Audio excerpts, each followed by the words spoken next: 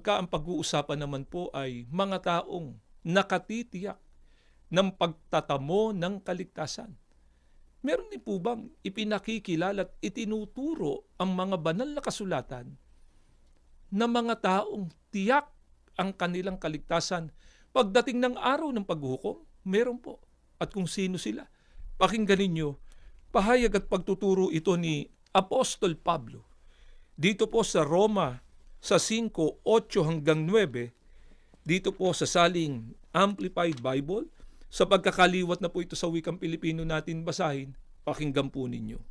Subalit ipinakita ng Diyos at maliwanag na pinatutunayan ng kanyang sariling pag-ibig sa atin sa pamamagitan ng katotohanan na samantalang tayo ay mga makasalanan pa, si Kristo ang Mesiyas, siyang pinahiran, ay namatay para sa atin.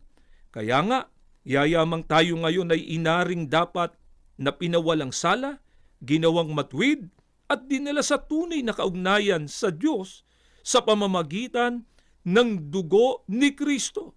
Gaano pa kaya katiyak na ililigtas niya tayo sa galit at puot ng Diyos?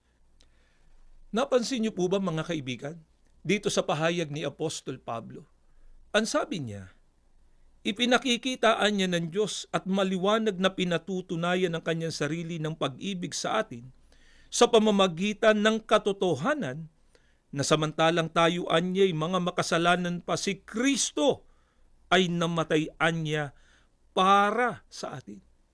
Ano po ang ibinunga sa mga tao nang naging dahilan ng kamatayan ng ating Panginoong Sukristo? Ang sabi rin po sa talata, sila anya ay pinawalang sala, ginawang matwid, dinala sa tunay na kaugnayan sa ating Panginoong Diyos sa pamamagitan ng dugo ni Kristo.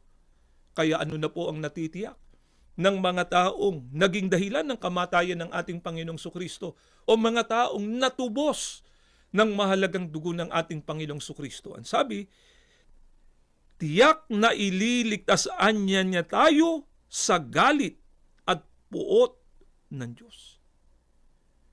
Siguradong sigurado po ang kaligtasan ng mga taong natubos ng mahalagang dugo ng ating Panginoong Sukristo.